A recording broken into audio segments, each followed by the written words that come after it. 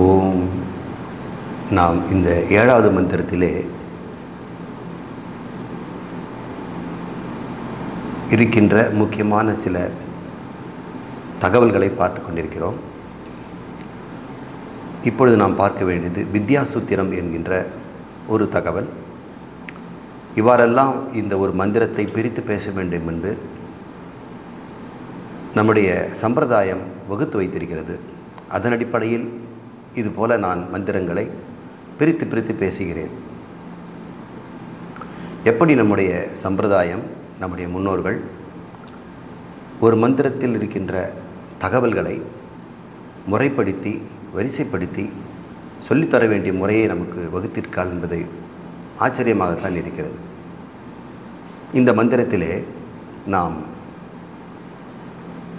எப்படி ஒருவருடைய அளவற்ற ஆத்மா, சைதன்ய ரூபமான ஆத்மா, அதை அவன் புரிந்து கொள்ளாமல் அளவுடையவனாக தன் மனதின் அளவில் அவனை வெட்டி கொள்கிறானே, துண்டுபடித்துக் கொள்கிறானே. ஆத்மா என்பதும் பிரம்மம் என்பதும் ஒன்றுதான். அதை இந்த மந்திரம் தான் சொல்லப் போகிறது. அயம் ஆத்மா பிரம்மம் என்று. பிரம்மமாக இவன் இருந்தும் பிரம்மம் சைதன்ய ரூபமாக இருக்கிறது என்பதை அறிந்தும் அதே பிரம்மம் அந்தக்கரணமாக வடிவெடுக்கும் பொழுது அல்லது அந்தக்கரண உபாதியினால் அது துண்டுபட்டது போல் தெரிகிறது. எங்கும் விரிந்திருக்கின்ற இந்த ஆகாயம் ஒரு பானைக்குள் அடங்கிவிட்டது போல் தெரிகிறது.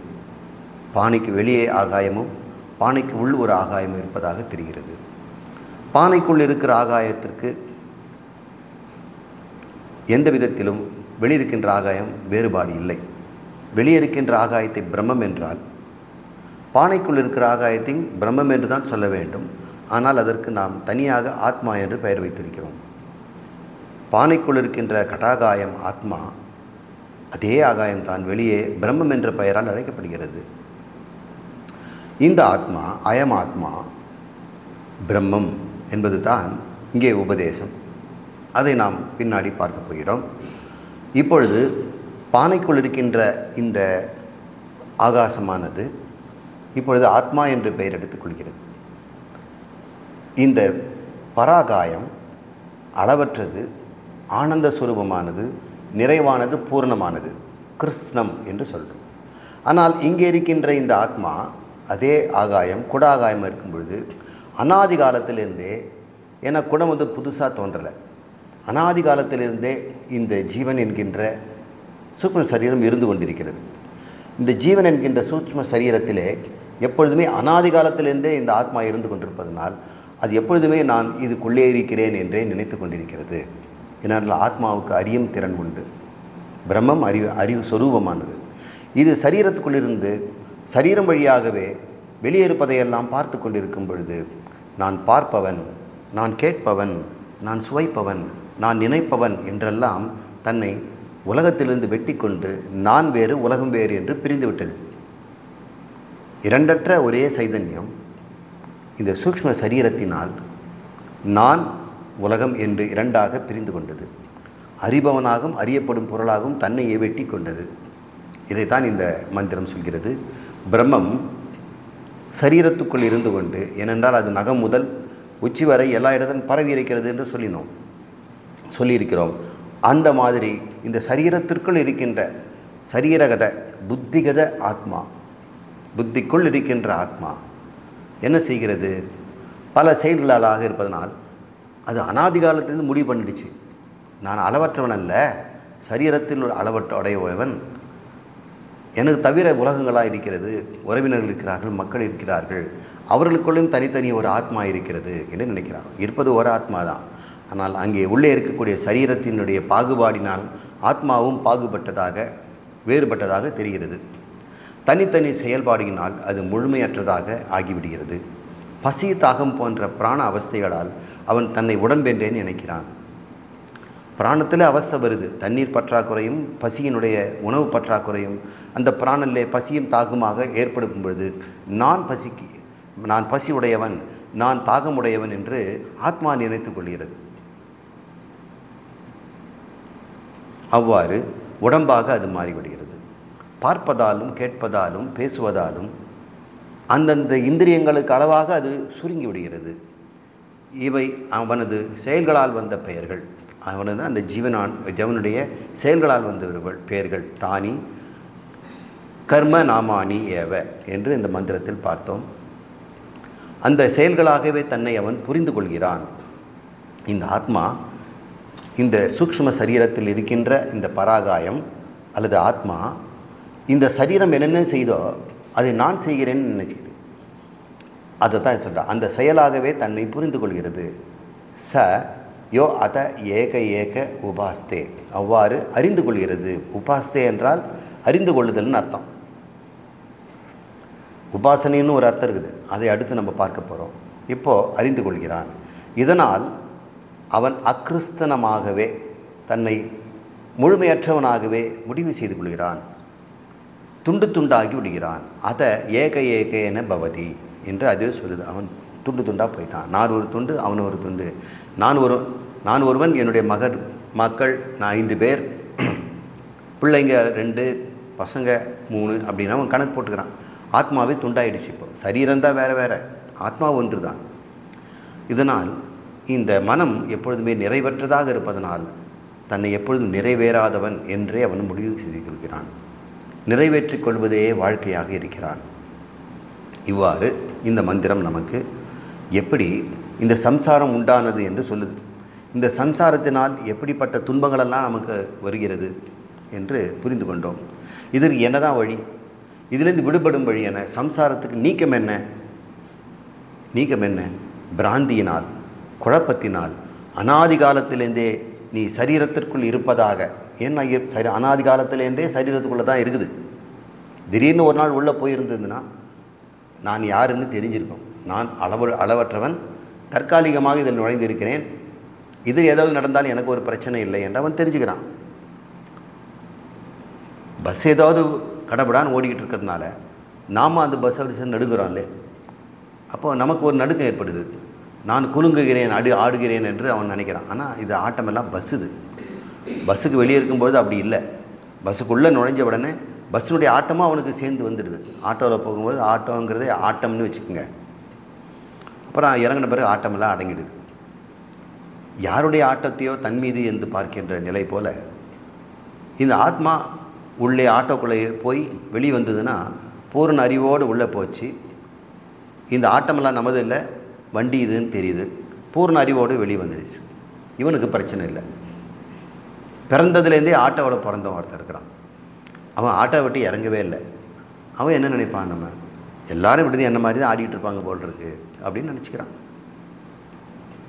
இப்படி தான் எல்லாருடைய ஜீவனும் ஜீவாத்மாவும் அனாதி காலத்திலேருந்தே இந்த புத்தியில் சிக்கி இருப்பதால் புத்தி என்னென்ன சொல்கிறதோ அதெல்லாம் தான் செய்ததாக எல்லாரும் நினைத்து கொள்கிறார்கள். நீங்கள் சொல்கிறத பார்த்தோம்னா புத்தி வேறு, உள்ளே இருக்கிற ஆத்மா வேறு என்பது போல தானே இருக்குது. ஆத்மா நான் என்றால் புத்தி நான் அல்ல என்று முடிவு செய்ய வேண்டும். அப்படி தானேப்பா பகவத்கீதையிலேருந்து எல்லா உபநிஷத்தும் சொல்லிகிட்டு இருக்குது. அதே தான் மறுபடியும் இந்த உபநிஷத்தில் நம்ம பேசுகிறோம். ஆத்மா வேறு, புத்தி என்று சொல்லுகின்ற சூக்ஷ்ம சரீரம் வேறு, அதை தாங்கிக் கொண்டிருக்கின்ற ஸ்தூல சரீரம் வேறு என்று நாம் நிச்சயமாக புரிந்து கொள்ள வேண்டும். உனக்கு இருக்கக்கூடிய இந்த புத்தியினாலும் உடம்பாலும் பிராணனாலும் ஏற்படுகின்ற ஷட் ஊர்மிகள் என்று சொல்லக்கூடிய பிராணனில் வருகின்ற பசி தாகம், ஸ்தூல சரீரத்தில் வருகின்ற மரணமும் மூப்பும், சூக்ஷ்ம சரீரத்தில் உண்டாகின்ற சோகமும் மோகமும் எல்லாம் ஷட் ஊர்மிகள் என்று சொல்கிறார்கள். இந்த 6 ஊர்மிகளும் உன்னை தொந்தரவு பண்ணிக்கிட்டே இருக்கு. ஏன் நீ அந்த 6 ஊர்மிக்கும் இருக்கும் இடம் ஆகிய இந்த பிராணன், ஸ்தூல சரீரம், சூக்ஷ்ம சரீரத்தை நான் என்ன நீ சொல்லிகிட்டு இருக்கிற? இல்லை. எப்படி உள்ளே இருக்கின்றது ஆகாயம், இந்த பானையை பார்த்து விட்டு பானை தான் நானுன்னு சொன்னால் எப்படி? ஆகாயம் ஏன் பானையாச்சு? பானை வேறு, ஆகாயம் வேறு. இது பிறந்ததுலேருந்தே உள்ளே இருக்குது. ஆரம்ப காலத்திலேருந்தே உள்ளே இருப்பதனால் தன்னை பானை என்றே அது முடிவு தொழிக்கிறது. பானை சிறுசுதுன்னா இதனுடைய சம்சாரம், நான் எப்போமா வயசாவேன், நான் எப்போமா பெருசாவேன், என்னை எல்லாம் குள்ளன்னு சொல்கிறாங்க, நான் எல்லாம் குண்டுங்கிறான், வாய் பெருசுங்கிறாங்க அப்படின்னு. அப்புறம் இன்னொரு ஆளை பார்த்த உடனே அது பயப்படுது. இவன் என்னோட பெரியவன், என்னை அடிச்சிடுவான், தாக்கிடுவான், இவன் பணக்காரன், நான் ரொம்ப ஏழை என்று எல்லாம் சரீரத்தினுடைய தன்மைகளை, சரீரத்தினுடைய தர்மங்களை தன்னுடைய தர்மமாக, சரீரத்தினுடைய தர்மங்களை ஆத்மாவின் தர்மமாக நாம் அறியாமையில் தெரிந்து கொண்டோம். இப்போ இதிலிருந்து விடுதலை என்ன? உனக்கு என்னடா விடுதலை?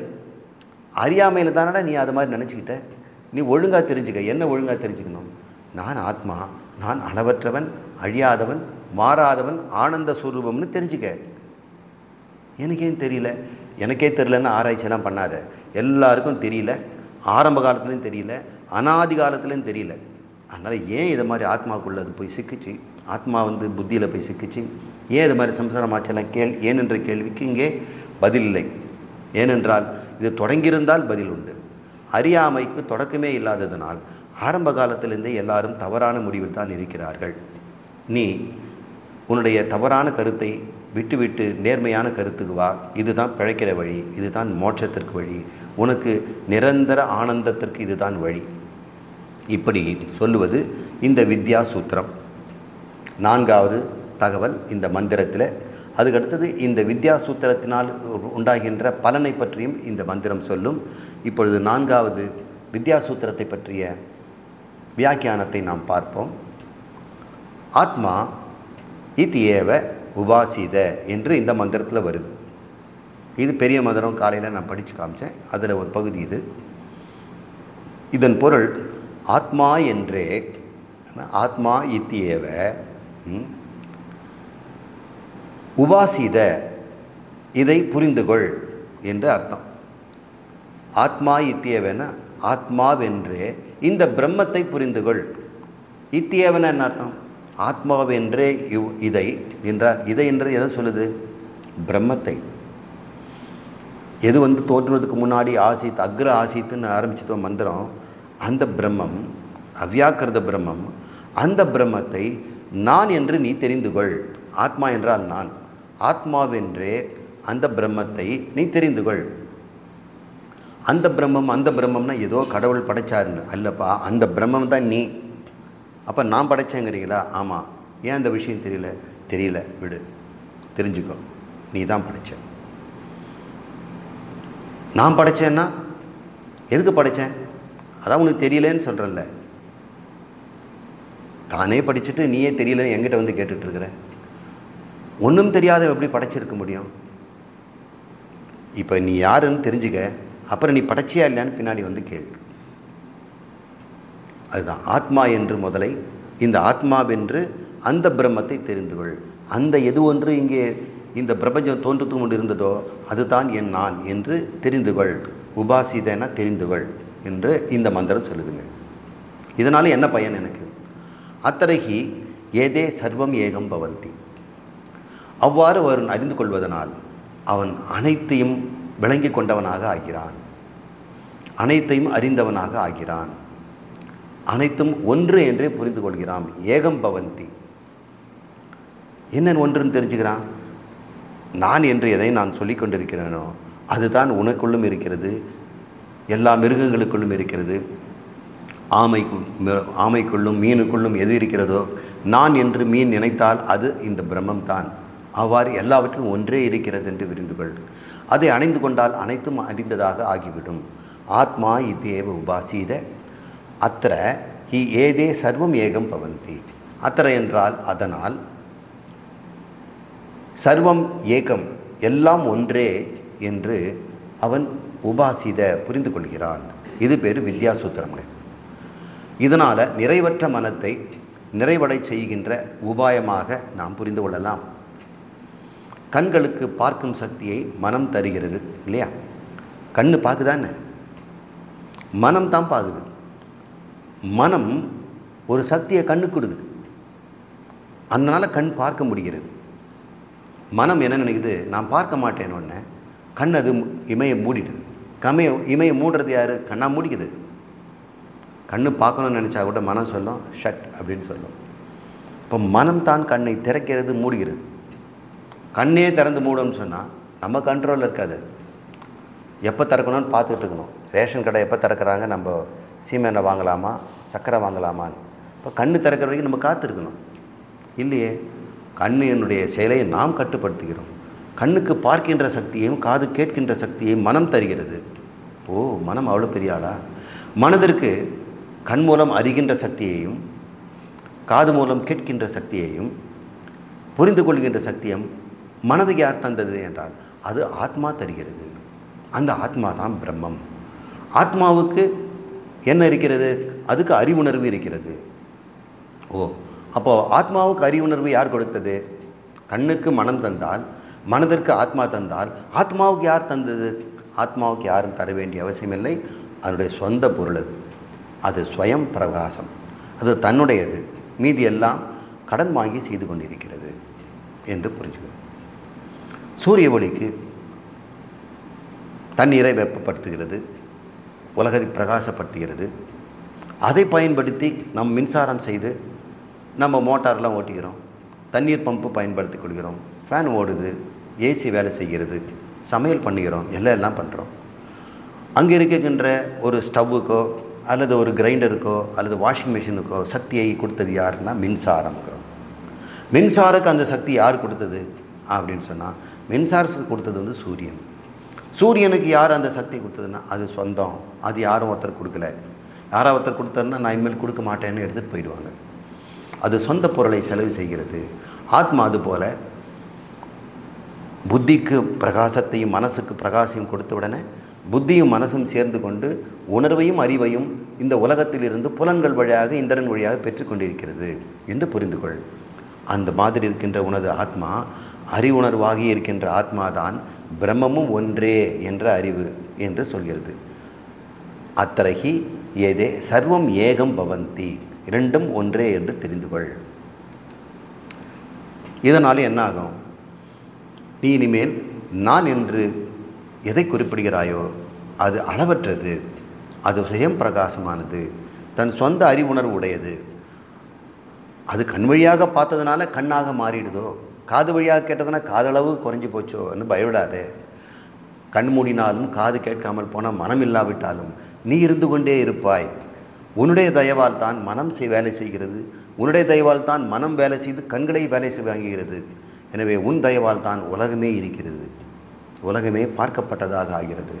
நீதான் பார்ப்பவன், நீ ஒருவன் மட்டுமே திருக் என்று தெரிந்து கொள். இவ்வாறு ஆத்மா இத்தேவ உபாசித. இப்போ நீ புரிஞ்சிக்க, ஆத்மாதான் இவ்வாறு எல்லாவற்றையும் பார்த்து கொண்டிருக்கிறது, சாட்சிய சுரூபமாக இருக்கிறது. இனிமேல் புத்தியில் ஏற்படுகின்ற தடுமாற்றங்களையும் சோகமோகங்களையும் எனது என்று சொல்லாதே. அதை நீ பார், சாட்சியாக பார். ஏனென்றால் நடக்கும் இடம் வேற, நீ பார்க்கிறவன். நீ முதல்ல பார்க்கிறவனாகவே நீ உள்ளே போயிட்ட. அந்த நடக்கின்ற இடத்துல போய் கலந்து கொண்டு தலையிட்டு விட்டாய். இப்பொழுது தலையிடாதே. உன் புத்தியின் சேட்டைகளை பார். உன்னுடைய பிராண சேட்டைகளை கவனி. அதில் பசி தாகம் என்பதை பார். உன் உடல் சேட்டைகளை பார். உடலுடைய இந்திரியங்கள் என்ன நினைக்கிறது? நடந்தால் நடக்கிறது, போனால் போகிறது, படுத்தால் படுக்கிறது, பேசினால் பேசுகிறது. இதையெல்லாம் நீ பார். பார்க்கின்றது தான் உன் வேலை. நீ உன்னுடைய ஆற்றல் அது கொடுத்து விட்டு நீ வேடிக்கை பார்க்க வேண்டியது உன்னுடைய வேலை. நீ அதை செய்யாமல் அதோடு கலந்து விட்டாய், அறியாமையினால் கலந்து விட்டாய். இப்பொழுது கலப்பு என்பது உண்மையில் நடக்கவே இல்லை. நீ தூய்மையானவன். எதிலும் நீ பட்டும்படாமல் இருந்து கொண்டிருக்கிறாய். கண் எது பார்த்தாலும் மனம் அதில் சம்பந்தப்பட்டு மனம் மாறுகிறது. ஆனால் மனதை பார்க்கின்ற சாட்சியாக நீ எந்த மாற்றமும் அடைவதில்லை. காது கேட்கிறது. காது கேட்டதனால் மனதில் சில குழப்பங்களும் ஏமாற்றமும் ஏற்பட்டிருக்கலாம். ஆனால் அதை நீ பார்க்கின்ற உனக்கு என்ன கேடு? நீ அதை பார்த்துவிட்டு சும்மா இரு என்று புரிந்து கொள்ளும் பொழுது தன்னை ஒருவன் கண்களாகவும் காதாகவும் மனமாகவும் பின்னப்படாமல் முழுமையானவன், அசங்கம், கூட்டஸ்தன், தடுமாறாதவன், சிதாராதவன், முழுமையானவன் என்று புரிந்து கொள்கிறாய். இந்த நினைவு உனக்கு எப்பொழுதும் இருக்கும் பொழுது நீ கண் குறித்தும் காது குறித்தும் மனம் குறித்தும் வருந்துவதில்லை. அவற்றை நடக்கின்றதை சாட்சியாக பார்க்கிறாய். இதுதான் இந்த மந்திரம் ஆத்மா இத்தியேவ உபாசித என்பதனுடைய அர்த்தம். இப்பொழுது சங்கருடைய விளக்கம் நமக்கு உள்ளே சென்று பார்ப்போம். இந்த உபாசித என்றால் நீ இவ்வாறு தெரிந்து கொள்ளு தான் நான் இது வரைக்கும் நான் சொல்லி கொடுத்துட்டு இருந்தேன். ஆனால் ஒரு பூர்வபட்சி இருக்கிறார். அவர் சொல்கிறார், உபாசிதன உபாசனைன்னு அர்த்தம், உங்களுக்கு சமஸ்கிருதமே தெரியல அப்படின்னு சங்கரர்கிட்ட சொல்கிறார். சொல்லுங்கள், விளங்கிக்கொள் என்று நீ சொல்கிறாயில்ல, அது உன்னுடைய இஷ்டம் போலெல்லாம் பேசக்கூடாது. உபாசித உபாசனை செய் என்று அர்த்தம். உபாசனைன்னா என்னங்க? சாமி கும்பிட்றது தான் உபாசனை. அப்போது ஆத்மா, உன்னுடைய ஆத்மாவை பார்த்து பிரம்மம்னு நினச்சி, பிரம்மமே என் ஆத்மாவாக இரு, என்னை காப்பாற்று என்று கை கூப்பி தினமும் சாமி கும்பிடு. அது பேர் உபாசனை. துன்பம் போயிடுமா? மனசில் இருக்கிற கஷ்டங்கள்லாம் போயிடுமா? இல்லை, உபாசனை அப்படி தானே நிறைய பேர் சொல்லியிருக்கிறாங்க. பக்தியெல்லாம் கோயிலுக்கெல்லாம் போகிறாங்க, என்ன போயிருக்கிறாங்க, ஏதாவது கொடுப்பார் கடவுள் அப்படின்னு. அப்படி எல்லாரும் கோயிலுக்கு போயிட்டு வந்து எல்லாரும் மாறுறது தெரியலையே. அவர்கள் வாழ்க்கை அதே மாதிரி தான் இருக்கிறது. இதற்கு ஒரே தீர்வு ஆத்மாவை பிரம்மம், அளவற்றவன், மாறாதவன், ஆனந்த சுரூபம் தெரிந்து கொள்வது தான் என்று வேதம் சொல்லுகிறதப்பா. நீ சாமி கும்பிடுன்னு எங்கே சொல்லியிருக்குது? அது மாதிரி இல்லை, அது சொல்லியிருக்கிற உபாசனை செய் என்று சொல்லப்பட்டிருக்குது. அதன் பொருள் சாமி கும்பிடு. எப்படி கும்பிடணும்? ஒரு இடத்துல அமர்ந்து தியானம் செய் என்று அது சொல்கிறது என்று ஒருத்தன் சண்டை பிடிக்கிறான். அவனுக்கு என்ன பதில் சொல்லுவது பாருங்கள். ஆத்மா இத்தியேவ உபாசித, ஆத்மாவென்றே இதை பிரம்மத்தை கொள். பிரம்மம், ஆத்மாவும் பிரம்மம் ஒன்று என்று புரிந்துகள். எப்படி? இரண்டும் ஒன்றே என்று விளங்கும். அத்தரகி ஏவ சர்வம் ஏகம் பவந்தி என்பது இதை பற்றிய பிரச்சனை. இப்போ பார்ப்போம். இந்த மேல் இருக்கின்ற ஆத்மா இத்தியேவ உபாசித, அத்தரகி ஏத சர்வம் ஏகம் பவந்தி என்ற இரண்டையும் பொருத்தி பார்த்தால் மந்திரம் என்ன சொல்ல வந்திருக்கின்றது என்றது புரிஞ்சுக்கும். என்ன சொல்ல வந்திருக்கு பேர் விவக்ஷா. அவர் என்ன சொல்கிறாருன்னு கேளு. அவர் ஒன்று சொல்கிறார், நீ ஒன்று புரிஞ்சிட்டு இருக்கிறியே அப்படின்றார். அவர் சொன்ன விவக்ஷா என்ன தெரியுமா? விவக்ஷாங்கிறது நம்ம விவஸ்தைங்கிறோம் தமிழில். விவஸ்தை இல்லாமல் வந்திருக்கிறேப்பா. அவர் சொல்கிறது விவஸ்தை உனக்கு புரியவே இல்லையா? விவஸ்தை இல்லை, விவக்ஷா. மந்திரம் என்ன சொல்ல வருகிறது என்பது மந்திரத்தின் விவக்ஷா. அது உபாசனை அல்ல, விளங்கி கொள்ளுதல், புரிந்து கொள்ளுதல். நான் பிரம்மம் என்று புரிஞ்சுக்கணும்பா. நான் பிரம்மம், நான் பிரம்மமாவேன், நான் பிரம்மமாவேன், பிரம்மமே என்னை காப்பாற்றும் உபாசனை செய்வது அல்ல. நீ புரிஞ்சுக்கிட்ட தான் பிரச்சனை போகிறோம். நீ சாமி கும்பிட்டுருந்தால் பிரச்சனை தீராது. சாமி கும்பிட்றதே பெரிய பிரச்சனையாக போயிடும். ஒரு கர்மகாண்டி தடை சொல்கிறார். உபனிஷத்துக்கள் வேதத்தில் இருக்கிறத நான் ஒத்துக்கிறேன். ஆனால் அதெல்லாம் அர்த்தவாதங்கள், சும்மா புகழ்மொழிகள். சில சமயம் அது ரொம்ப கவர்ச்சியாக இருக்கும், அது உண்மை நம்பிக்காத. எதெல்லாம் உன்னை செய்து படைச்சிக்கோ அப்படின்னு சொல்லுதோ அது மட்டும்தான் வேதத்தினுடைய தாத்பரியம், முக்கியம். இந்த உபனிஷத்தெல்லாம் பிரம்மத்தை பற்றி சொல்லும், ஆத்மா ரெண்டும் ஐக்கியம்னு சொல்லும், அது எப்படி படைச்சதுன்னு சொல்லும். இதெல்லாம் இது நமக்கு வாழ்க்கைக்கு என்ன யூஸு பார். எந்த பாட புத்தகத்தில் வச்சுருக்கிறாங்களா? இல்லையே. சமைப்பது எப்படி, லேத்து பட்டறையில் வேலை செய்வது எப்படி, வெல்டிங் செய்வது எப்படி, இன்ஃபர்மேஷன் டெக்னாலஜி படிக்கிறது, இதெல்லாம் பிழைக்கிற வழி. இது தானே கல்லூரியில் சொல்லித்தராங்க. எல்லா கல்லூரிலையும் இதை செய், இதை செய், இதை புரிந்து கொள்ளுன்னு சொல்கிறாங்க. எந்த கல்லூரிலையாவது உபனிஷத் சொல்லித்தராங்களா? அவங்களுக்கே தெரியுது. பட்டதாரிகளும் படித்தவர்களும் பண்டிதர்களும் பல்கலைக்கழகம் நடத்துகிறவங்களெல்லாம் பிழைக்கிற வழி கற்றுக் கொடுக்குறாங்க. யாராவது ஆத்மா பிரம்மம் சொல்லி கொடுக்குறாங்களா? ஆத்ம வித்யாலயத்தை நீங்கள் மட்டும்தான் பேசுகிறீங்க. முதல்ல நீங்கள் பிழைக்கிற வழியை பாருங்கள். உபனிஷத்துக்கள் எல்லாம் சும்மா புகழுக்காக பேச்சுகள் சொல்ல போகிறது. அதை வச்சுட்டு ஒன்றும் பயன் கிடையாது. ஏட்டு சுரக்காய் சமையலுக்கு உதவாது. சுரக்காய் வாங்கணும், வெட்டணும், வேக வைக்கணும், அப்புறம் ஏதாவது உப்பு மிளகா போட்டு சாப்பிடணும். ஏட்டில் சுரக்காயின்னு எடுத்து பார்த்து சமையலில் போட்டாங்க ஆகுமா? அது மாதிரி தான் இந்த உபனிஷத்தில் ஆத்மா பிரம்மம்னு சொல்லும். அதை நம்பி நீ ஆத்மா பிரம்மம் நினச்சிட்டு பஸ்ஸிலெல்லாம் ஏறிட்டு பிரம்ம வந்திருக்கிறேன், டிக்கெட் வாங்க மாட்டேன்னு சொல்லாதேங்க. பிரம்மத்துக்கு என்ன நடக்கும்னு அப்புறம் பார்த்துக்குங்க இப்படின்னு கர்மகாண்டி பேசுகிறார். உபாசீத என்பது கட்டளை அப்படிங்கிறார். சீத ஈதன்னா செய், உபாசனை செய், சாமி கும்பிடு, வணங்கு, பக்தி செய் அப்படின்னு சொல்லியிருக்குது. அது விதி வாக்கியம் அப்படிங்கிறார். உபாசீதன்னு புரிந்து கொள்வதப்பா, உனக்கு தான் புரியல. ஜீவ பிரம்ம ஐக்கியத்தை ஜபத் தியானம் செய் என்றே இதன் பொருள். அவன் சொல்கிறான். இந்த நிறத்தில் எழுதுறது எல்லாமே கர்மகாண்டி, அதாவது நம்முடைய பூர்வபட்சி விவாதம் செய்கிறார். சங்கர் பதிலெல்லாம் நீல கலரில் கொடுத்துருப்பேன். ஜீவ பிரம்ம ஐக்கியத்தை, அதாவது அங்கே சொல்லியிருக்குது ஆத்மாதான் பிரம்மம் என்று. அதை நீ தினமும் நானே பிரம்மம், நானே பிரம்மம், நானே பிரம்மம், நானே பிரம்மம் என்று ஜப தியானம் செய் என்பது தான் உபாசீத. விளங்கி கொள்ளுதல்னா நீ எப்படி பிடிச்சிக்குவ? நீயோ சாதாரண ஆள், எவ்வளோ படிச்சிருக்கிற? +2. இன்னும் நிறைய படிக்க வேண்டியது இருக்குது. நீ பிரம்மம் ஆகிடுவியா? இப்போ PhD பண்ணியிருக்கிறார், அவர் பிரம்மம் ஆகிருக்கிறாரா? அவரும் PhD படித்தது தான், படித்தளவு தான் சொல்லியிருக்குது இல்லை. அதனால் அதெல்லாம் பயனில்லாத வேலை செய்யாதே, ஜபம் செய், விளங்கிக் கொள்வதால் ஒரு பயனும் இல்லை என்று சொல்கிறார். அவனுடைய ஆர்குமெண்ட்டு, ஒரு சொல் ஆர்த்தி பாவனையாக இருக்கலாம் அல்லது சப்தி பாவனையாக இருக்கலாம் என்று ஒரு விளக்கம் சொல்வார்கள். ஒரு வாக்கியத்தை சொன்னோம்னா அந்த சொல் சொல்லுகின்ற அந்த கட்டளை எடுக்கிறானே அவன் மனசில் ஒன்று உண்டாகிறது, இதை செய்து இந்த பயனை அடையணும், அது பேர் ஆர்த்தி பாவனா.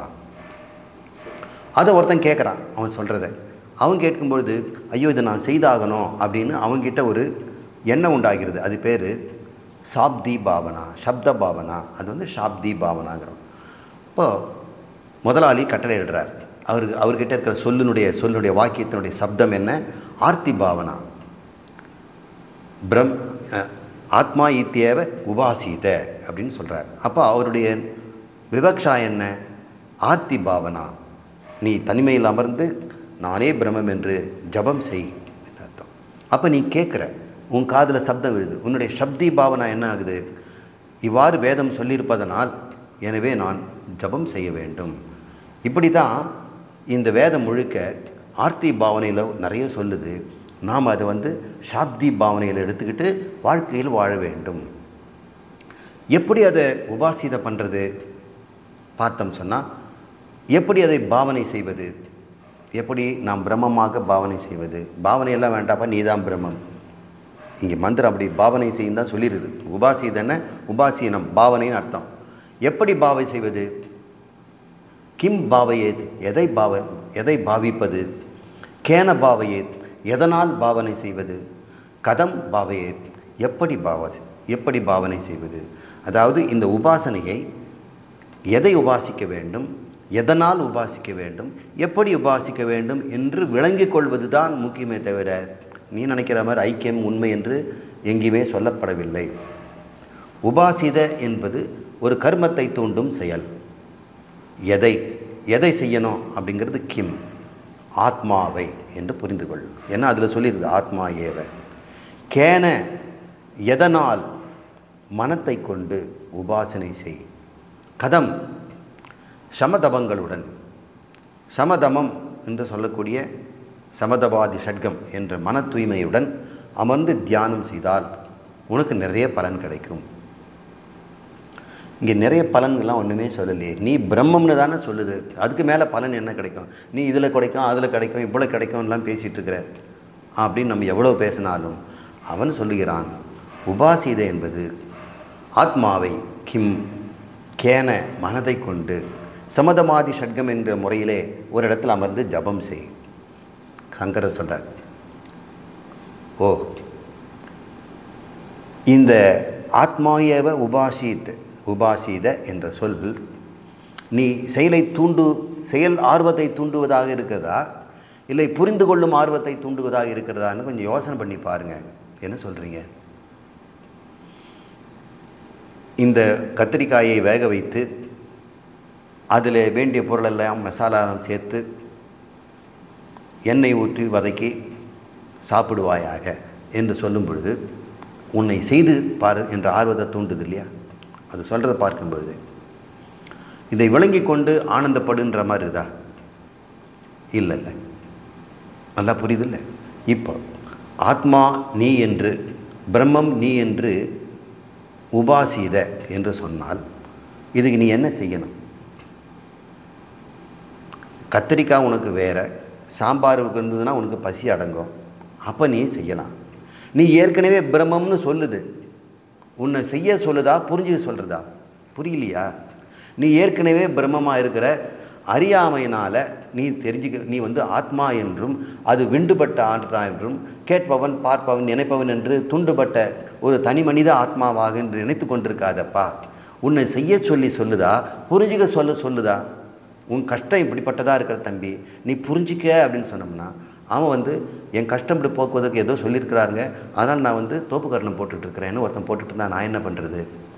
புரிந்து கொள்வது தான் இங்கே முக்கியம் என்று சொல்கிறார். மறுபடியும் அவன் சொல்கிறான், இல்லை, இது செயல் தூண்டும் வாக்கியம், படி, ஓது என்று சொல்லப்பட்டிருக்கு. உபாசீத என்றால் என்ன? உபாசனை செய். இது செயல்தான், அறிவை தூண்டும் செயலாக இல்லை, செயல் தூண்டும் சொல். ஓகே, சங்கரர் பதில் சொல்கிறார், ஓகே, நீ இந்த வேதத்தை படி, இதை ஜபம் செய் என்றெல்லாம் வேதம் சொல்லியிருக்குது இல்லை? வேதத்தை ஒருத்தன் படித்தாதானே அது தெரியும். வேதம் சொல்லுது, ஓதாமல் ஒரு நாளும் இருக்க வேண்டாம், சுவாத்தியாயம் பட என்று சொல்லுது. உனக்கு கொடுக்கப்பட்டதை நீ தினமும் ஓது என்று சொல்லியிருக்கிறது. இது வேதத்தை படித்தாதானே தெரியும். ஆனால் வேதத்தை ஓதுன்னு யாராவது சொன்ன பிறகு தானே நீ அதை செய்ய முடியும். வேதத்துக்குள்ள ஒரு பொருள் இருந்து தன்னை படி என்ன அது சொல்லும் பொழுது அதை படித்தா தானே தெரியும். இப்போ ஒருத்தர்கிட்ட அந்த வேதத்தை கற்றுக் கொடுக்குறேன் ஓலையை, என்ன பண்ணுவார்? வீசிட்டு இருப்பார். படிங்க சார் அப்படின்னு. ஓ படிங்க. அப்புறம் படிச்சுப்பார், தினமும் இதை படின்னு அதில் எழுதியிருக்குது. அப்போ தினமும் இதை படிங்கிறத அவர் படிக்க வைக்கிறது யார் வேணும்? ஓலையே பத்துமா? யாரோ ஒருத்தர் சொல்லிக் கொடுக்கணும். அது பேர் விருத்த விவகாரம்னு பேர். விருத்த என்றால் முதியோர், பெரியோர் அப்படின்னு பேர். விருத்த என்பதை விருத்தனாக வேடனாகன்னு ஒரு பாட்டு இருக்குது. இந்த முருகன் வயோதிகனாக வருவான், வள்ளியை கல்யாணம் செய்ய, வேடனாகவும் வருவான். அதில் விருத்தன்னு வரும். விருத்தனாக வேடனாக என்று. விருத்த என்றால் வீட்டில் இருக்கிற பெரியவங்க.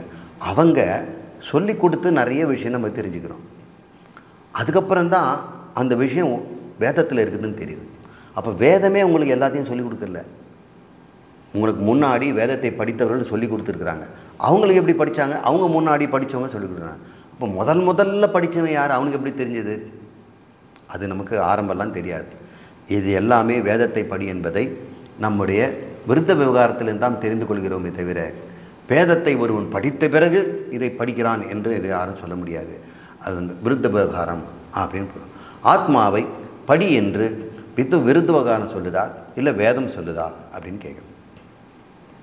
அவன் சொல்கிறான், இது விருத்த விவகாரம் அப்படின்னு சொல்ல முடியுமா?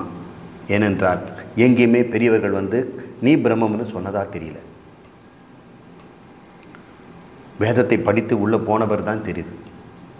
இப்போ நான் ஆத்மா, இது பிரம்மம் என்பது விருத்த விவகாரம் அல்லப்பா. இது வேதத்தை விருத்த விவகாரத்தினால் வேதத்தை படித்த பிறகு உள்ளே இருக்கின்ற விஷயத்தை புகுந்த போது தெரிந்து கொள்ள வேண்டிய விஷயம். இது குருவிடமிருந்து தெரிந்து கொள்ள வேண்டியது என்று அங்கே சொல்லப்பட்டிருக்கிறது. இது புரிந்து கொள்ள வேண்டிய விஷயம், இது சுவாத்தியாய விஷயம் அல்ல என்று சொல்கிறார். இன்னொரு தடை சொல்கிறார், ஸ்மிருதி சந்தான விதியாக இருக்கட்டுமே அப்படின்னா, ஸ்மிருதி சந்தான விதி அதாவது ஸ்மிருதி என்றால் நினைத்து கொண்டிருத்தல். ஒரு தடவை படிச்சிட்டோம்னா படித்ததை நினைவு பார்க்கறது. சந்தான விதினா திரும்ப திரும்ப திரும்ப. சந்தானம் என்றால் அடுத்து அடுத்து அடுத்து.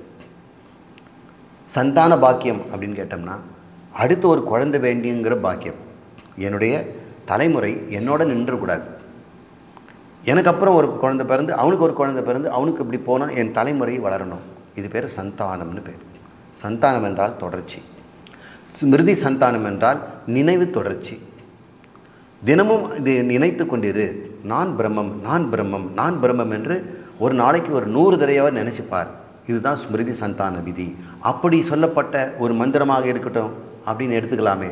உபாசனை இல்லா, சாமி கும்பிட்றது இல்லாவிட்டாலும் நீ மனசில் நினச்சிக்கலாம்ல என்று ஒருவன் அவனுடைய போக்கில் அவன் பேசுகிறான். ஒருத்தருமே நம்ம சொல்கிறத கேட்குற மாதிரி இல்லை. சங்கரர் முடிஞ்ச வரைக்கும் எல்லா விதமான விகல்பங்கள் நமக்கு போட்டு கொடுத்து அத்தனை பேரையும் சரியான முறையில் நிவர்த்தி செய்கிறார். இல்லைன்னா நாம் இப்படியெல்லாம் புரிஞ்சுக்கிறதுக்கு வாய்ப்பு இருக்கிறது. நாம் புரிஞ்சுக்கிறதுக்கு இல்லை, ஏற்கனவே இப்படி புரிந்து கொண்டு உலகத்தில் செய்து கொண்டிருக்கிறாங்க.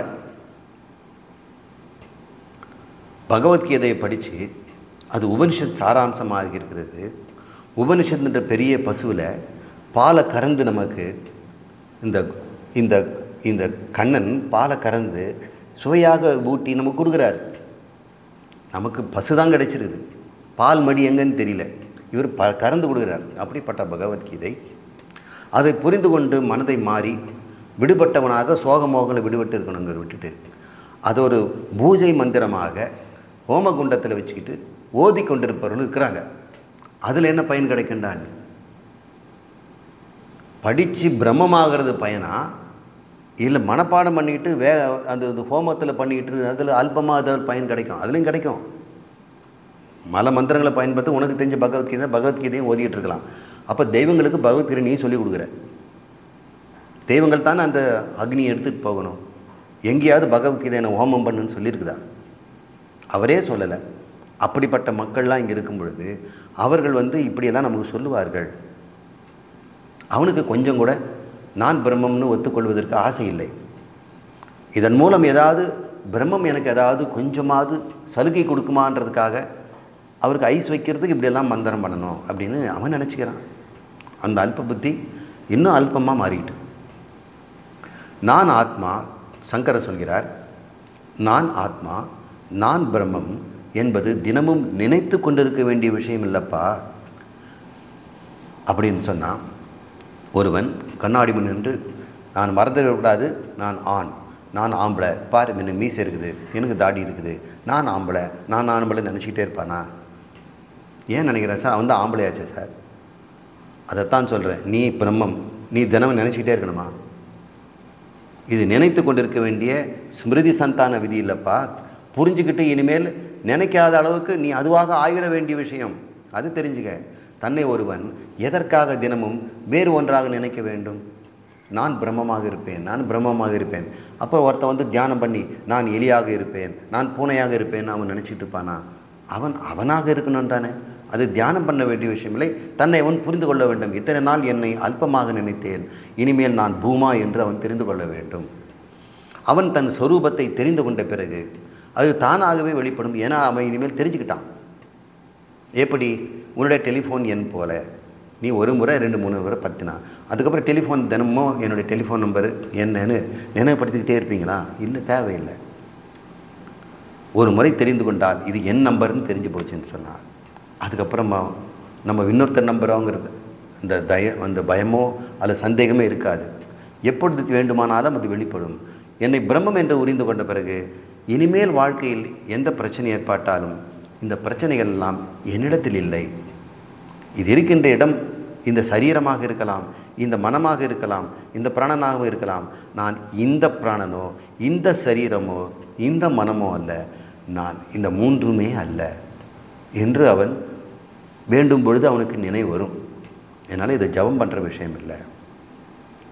அடுத்து ஒருவன் சொல்கிறான், இவன் பதஞ்சலி யோக சூத்திரம் படித்தவன். உபாசித என்பது சித்த விருத்தி நிரோதம் என்று கொள்ளலாமே. தியானத்தில் அமர்ந்து மனதை அழித்து விடுவது, மனமே இல்லாமல் செய்வது, எதையும் சிந்திக்க மாட்டேன் எதையும் சிந்திக்க மாட்டேன் என்று 100 தடவை சிந்தித்து கொண்டிரு. அதுக்கப்புறம் அந்த சிந்தனையும் போய்விடும். அதுக்கப்புறம் சிந்தனையற்ற மனமற்ற நிலையில் இருப்பாய். இது பேர் சித்த விருத்தி நிரோதம். சித்தம் என்றால் உன் மனம், விருத்தி என்றால் மன எண்ணங்கள். மன எண்ணங்கள் எப்படி இருக்கும்? பழைய நினைவுகளாக இருக்கலாம், உணர்வுகளாக இருக்கலாம். இந்த நினைவும் உணர்வுகளையும், உணர்வுங்கிறது கோபம் பயம் போன்றது, நினைவுகள் என்பது கடந்த காலம் நடந்தது, இனி எதிர்காலம் நடக்க போகிறது பற்றிய சிந்தனைகள். இதை சித்த விருத்தி என்கிறோம். எல்லோரும் சித்த விருத்தி தான் இருக்கிறோம். தியானத்திலேயும் சித்த விருத்தி இருந்தால் அது தியானம்னு பேரா? இல்லை. எனவே அதை நிறுத்துவது நிரோதம் என்று பதஞ்சலி சொன்னார். அதுதான் இங்கே சொல்லப்பட்டிருக்கிறது. அப்படியெல்லாம் நீ ஏன் கற்பனை பண்ணிக்காதுப்பா. பதஞ்சலி நிரோதம்னு சொன்னார்னா அதனுடைய அர்த்தம் என்ன? மனசை அழிச்சுன்னு சொல்லியிருக்கிறார், மனத்தை நெறிப்படுத்துன்னு சொல்லியிருக்கிறார். பின்னாடி அதெல்லாம் படிச்சுப்பார். ஒரு சூத்திரத்தை வச்சு எல்லாம் முடிவு பண்ணிடாத.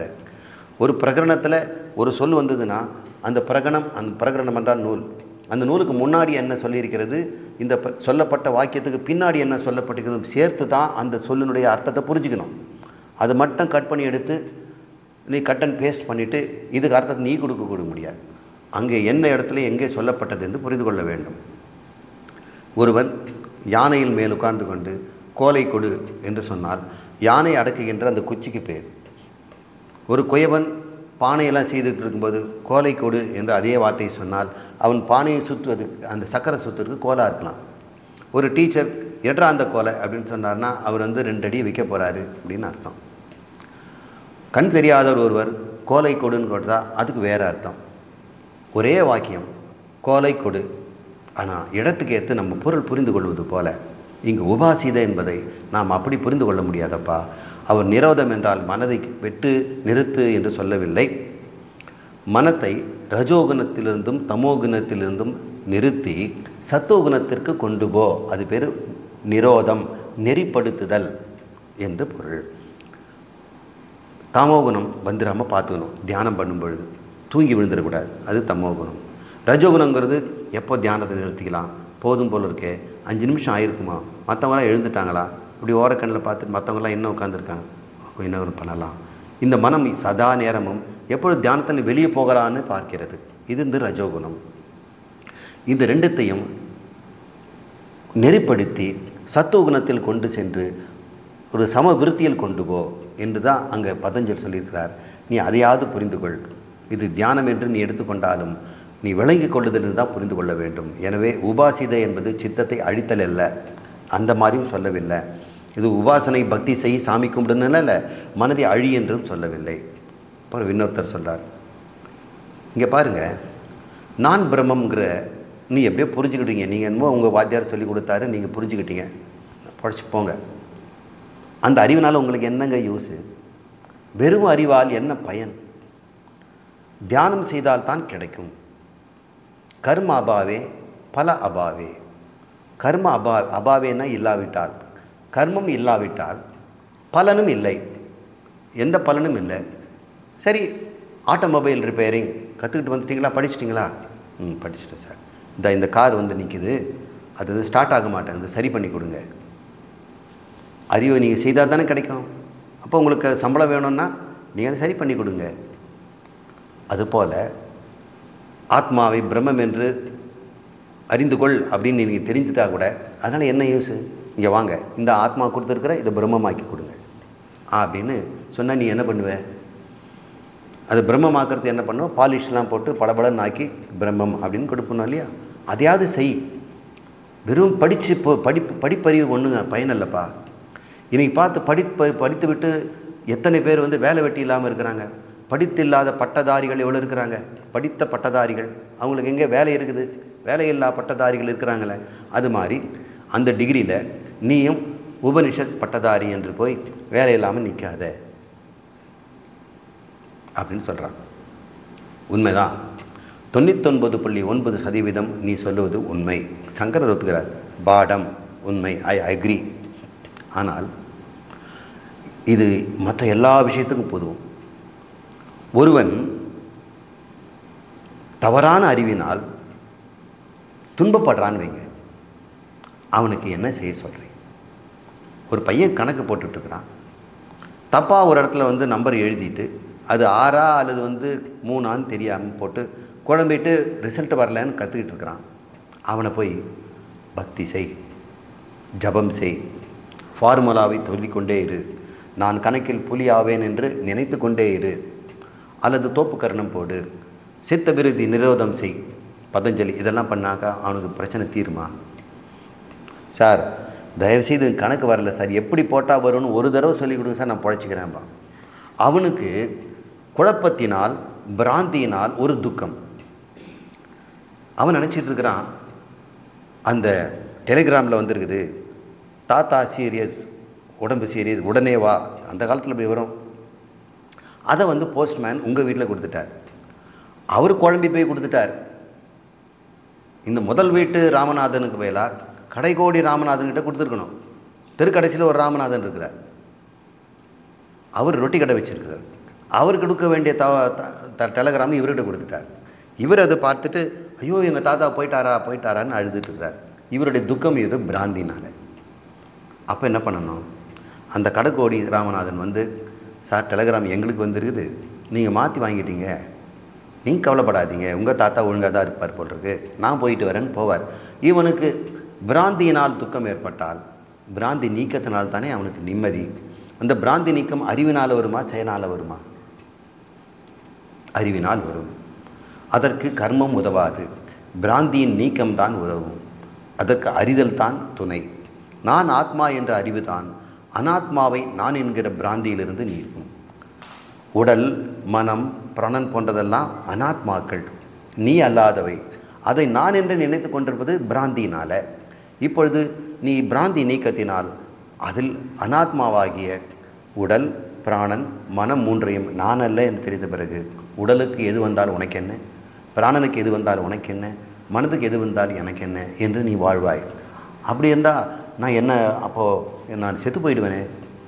அப்போவும் நீ உடம்பு சாகிறத நான் சாகிறேன்னு சொல்கிறியடா.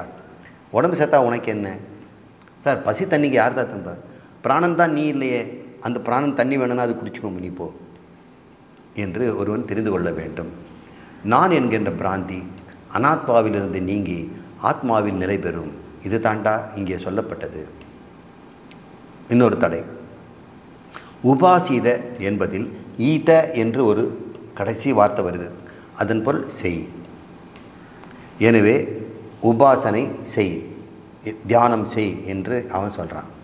அல்லது ஒரு அருகில் இரு. உப என்றால் பக்கத்தில் போய் குருவில் பக்கத்தில் உட்காரு, அல்லது ஆத்மா பக்கத்தில் போய் உட்காரு, அது மாதிரி உட்கார்ந்து தியானம் செய் என்பது சொல். நீ அறிந்து கொள் என்று பொருள் அல்ல என்று சொல்கிறார்.